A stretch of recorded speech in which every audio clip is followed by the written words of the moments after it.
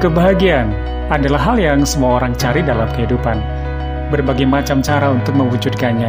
Dan kini kebahagiaan ini dimasukkan sebagai faktor penting dalam pengukuran aspek kemajuan dari sebuah wilayah, baik di level nasional maupun global.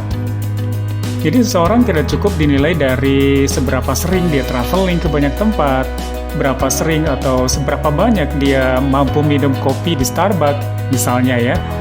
Juga nggak cukup jika hanya dilihat dari kepemilikan barang mewah seperti tas Hermes atau mobil listrik atau iPhone terbaru. Pencapaian ekonomi hanya satu variabel dari kebahagiaan. Jadi untuk apa memiliki semua itu kalau seseorang tidak bahagia, ya kan? Jadi memang perlu ditelik juga dari berbagai dimensi lain seperti tujuan hidup, ketenangan hidup, pengembangan diri, sampai hubungannya dengan orang lain. Nah, melansir dari laman resmi BPS, Badan Pusat Statistik, bahwa tingkat kebahagiaan dari setiap daerah ini diukur berdasarkan beberapa faktor kunci, misalnya kepuasan hidup warga atau life satisfaction, perasaan, affect, dan makna hidup atau eudaimonia. Jika disusun berdasarkan wilayahnya, maka ada 10 daerah paling rendah indeks kebahagiaannya.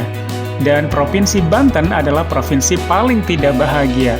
Nah, perlu diketahui bahwa sejak 2013, BPS memang telah merilis indeks kebahagiaan di sejumlah daerah di Indonesia. Data terakhir yang dikeluarkan adalah indeks kebahagiaan di tahun 2021. Data tahun 2021 menyebutkan bahwa Banten menjadi provinsi dengan indeks kebahagiaan terendah, dengan nilai 68,8. Kemudian di atasnya ada Bengkulu dengan nilai 69,74, 69,87. Sedangkan Maluku Utara menjadi provinsi paling bahagia di Indonesia. Maluku Utara adalah provinsi paling tinggi nilai indeks kebahagiaannya di tahun 2021 dengan perolehan nilai sebesar 76,34. Menariknya adalah Maluku Utara berhasil mempertahankan pencapaian tersebut 2 kali berturut-turut sejak pengukuran periode sebelumnya di tahun 2017. Wah, keren ya! Dan berikut daftar nama provinsi dan skornya yang diurutkan dari paling tertinggi nilai indeks kebahagiaannya. Kalau kita perhatikan, ternyata dari 10 provinsi tertinggi indeks kebahagiaannya, ternyata tidak ada satupun dari provinsi di Pulau Jawa yang masuk dalam daftar. Nah, hal ini menegaskan bahwa kemajuan pembangunan ekonomi di sebuah wilayah tidak menjamin kebahagiaan dari warganya. Jadi, apa saja sih indikator kebahagiaan? Kalau melansir dari laman BPS bahwa indeks kebahagiaan Indonesia merupakan indeks komposit atau gabungan yang dihitung secara tertimbang menggunakan dimensi dan indikator dengan skala 0 sampai dengan 100.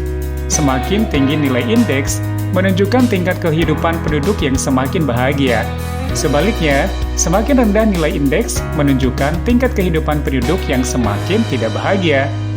Menurut BPS, indeks kebahagiaan sebagai ukuran pembangunan yang bersifat subjektif ditawarkan untuk melihat persepsi masyarakat tentang apa yang dirasakan dalam menjalani kehidupan sehari-hari. BPS telah melaksanakan kajian tentang tingkat kebahagiaan beberapa kali, yaitu uji coba di tahun 2012 dan 2013, kemudian survei pengukuran tingkat kebahagiaan atau SPTK sebanyak 3 kali di tahun 2014, 2017, dan 2021. Pendekatan yang digunakan adalah kepuasan hidup, afeksi, dan eudaimonia. Dan ada 3 indikator utama kebahagiaan penduduk yang digunakan oleh BPS. Yang pertama, indikator makna hidup atau eudaimonia, seperti kemandirian, penguasaan lingkungan, pengembangan diri, hubungan positif dengan orang lain, tujuan hidup, dan penerimaan diri. Kemudian, indikator kedua adalah kepuasan hidup atau tingkat personal dan sosial, meliputi pendidikan, pekerjaan, pendapatan rumah tangga, kesehatan, kondisi rumah dan aset, hubungan sosial, keadaan lingkungan, kondisi keamanan, keharmonisan keluarga, dan juga ketersediaan waktu luang. Sedangkan variabel ketiga yaitu variabel afeksi atau perasaan, meliputi perasaan senang atau riang atau gembira, perasaan tidak khawatir atau cemas, kemudian perasaan tidak tertekan. Berdasarkan laporan BPS, indeks kebahagiaan Indonesia pada tahun ini naik 0,8% menjadi 71,49 dibandingkan dengan tahun-tahun yang lalu.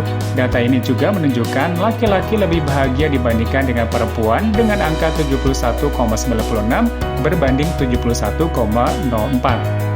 Dari faktor pendidikan, orang dengan pendidikan S2 dan S3 memiliki tingkat kebahagiaan paling tinggi dibandingkan dengan tingkat pendidikan lainnya. Semakin tinggi pendidikan, ternyata semakin tinggi pula tingkat kebahagiaan seseorang.